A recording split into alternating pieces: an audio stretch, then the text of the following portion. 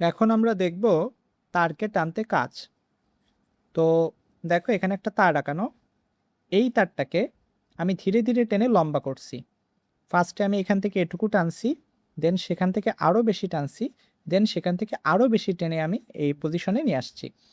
তো আমরা যখন তারকে টানি সেক্ষেত্রে তারের মধ্যে একটা শক্তি জমা হয়।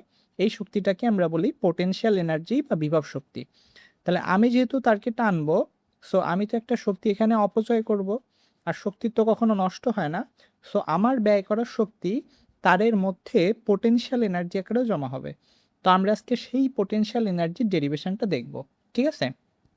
তো শুরুতে যখন প্রাথমিক এই অবস্থায় ছিল, যখন তার এখনো প্রসারিত হয়ে পারে নাই, আমরা তখন কোনো ফোর্স এখানে দেই নাই।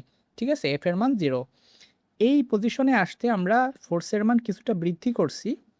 তো সেই ফোর্সের মান কত সেটা আমি লিখতেছি না, আমি ফোর্সের মান বৃদ্ধি করছি। এবার এই পর্যন্ত নিয়ে আসতে ফোর্সের মান আরও বৃদ্ধি করছি আমি, তাই তো? ফাইনালি যখন আমি এখানে আসছি, আমি ধরে নিলাম এই পজিশন থেকে এই পজিশনে আসতে প্রযুক্ত বলের মান হচ্ছে এফ। কথা কি বুঝছো?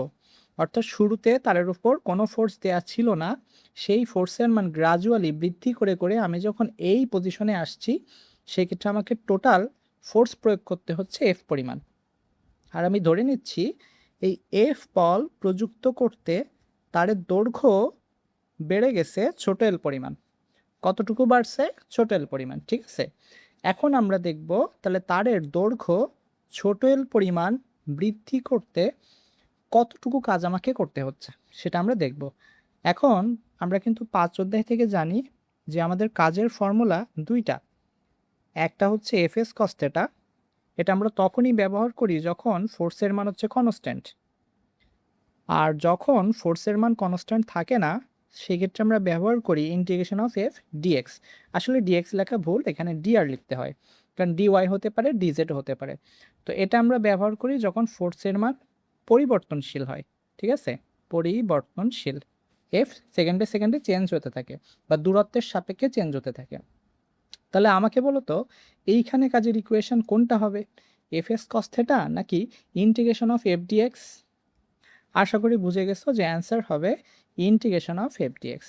কারণ দেখো তারটা যখন শুরুতে এই পজিশনে ছিল, সেখান থেকে এই পজিশনে আসতে কন্টিনিউয়াসলি কিন্তু আমাকে ফোর্সের মান বৃদ্ধি করতে হচ্ছে।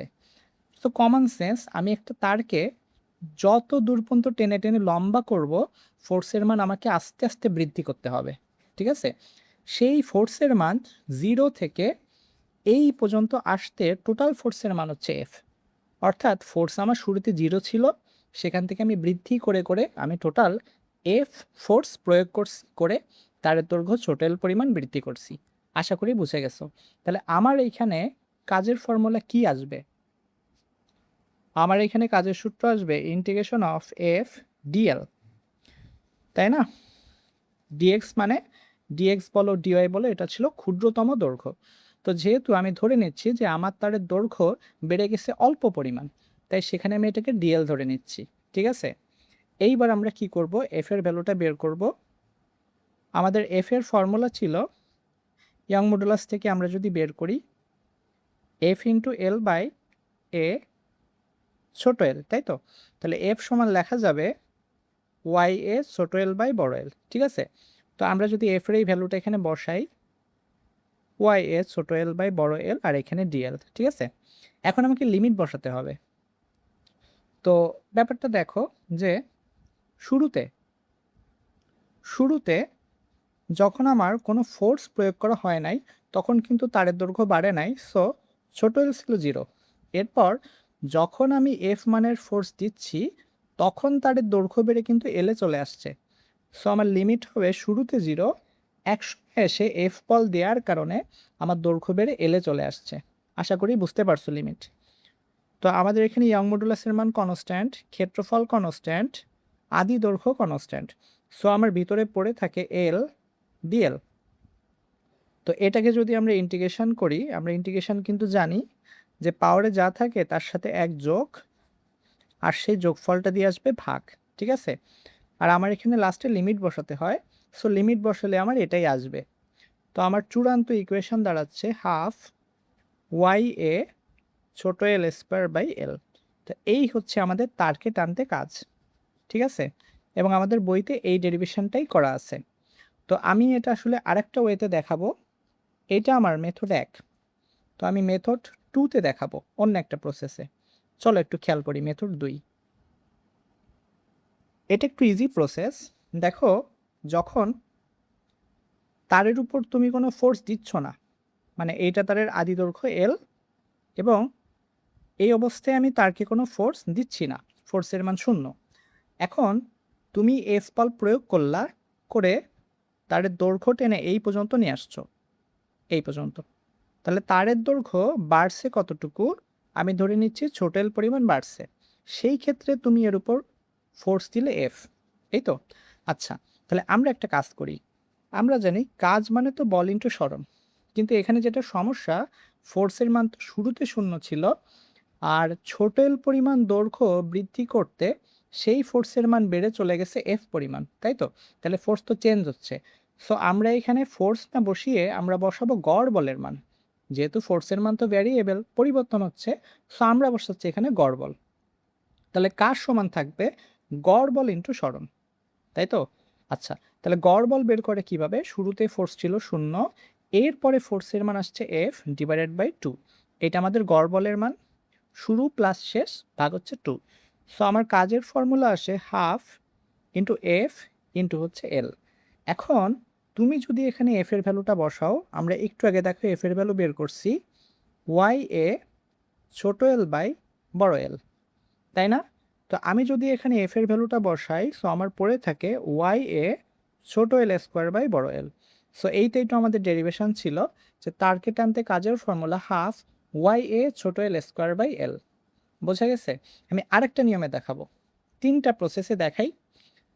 যার যেটা খুশি সে সেটা দেখতে পারো বা করতে পারো, প্র্যাকটিস করতে পারো এইভাবে। মেথড 3 দেখো। আচ্ছা, আমরা 5 অধ্যায়ে কি এটা শিখছি না বলো, যে বল এবং সরণের গ্রাফ।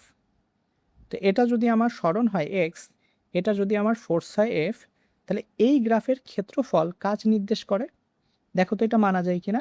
আমি যদি এখানে একটা রেখা টেনে দেই, তাহলে এই যে ক্ষেত্রফলটা, এই ক্ষেত্রফলের মান কত? তুমি বলবা ক্ষেত্রফল মানে তো দৈর্ঘ্য ইন্টু প্রস্থ, মানে এফ ইন্টু এক্স। সো এটাই তো আসলে নির্দেশ করে কাজ।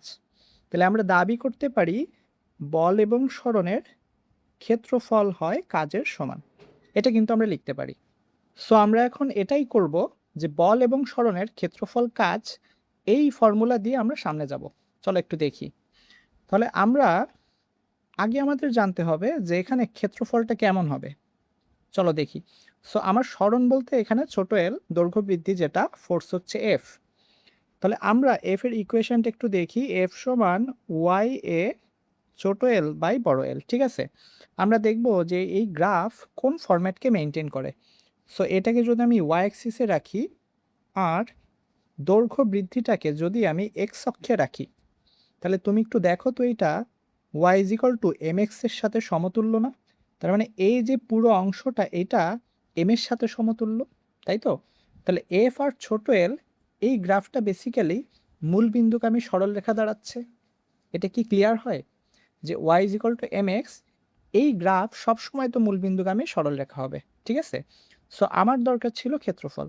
তো আমি এখান থেকে এখন লম্ব টেনে দিচ্ছি। তাহলে বলো তো, এটা একটা ত্রিভুজ আকৃতি না? তাহলে ত্রিভুজের ক্ষেত্রফলের সূত্র কী ছিল?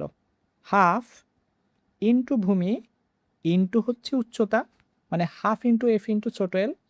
তো আমি যদি এফ এর মানটা আবারও বসাই, ওয়াই এ ছোট এল বাই বড় এল ইন্টু ছোট এল, তাহলে দেখো আমাদের কিন্তু চলে আসছে হাফ ওয়াই এ ছোট এল স্কোয়ার বাই বড় এল।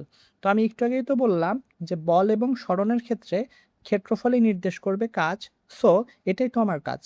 দেখো আমি 3ভাবে তোমাকে দেখাইছি। একটা বইয়ের নিয়মে দেখাইছি যে ইন্টিগ্রেশন করে কিভাবে কাজ বের করতে হয়, ছোট অংশের জন্য কাজ বের করে সেটাকে ইন্টিগ্রেশন করে দিচ্ছি, ঠিক আছে? এই প্রসেস ছিল এটা। 2 নাম্বার ছিল গড় বলের কনসেপ্ট দিয়ে, আর ফাইনালি আমি 3 নাম্বারে দেখাচ্ছি ক্ষেত্রফলই হবে তোমার কাজের সমান, ঠিক আছে? আশা করি বুঝতে পারছো।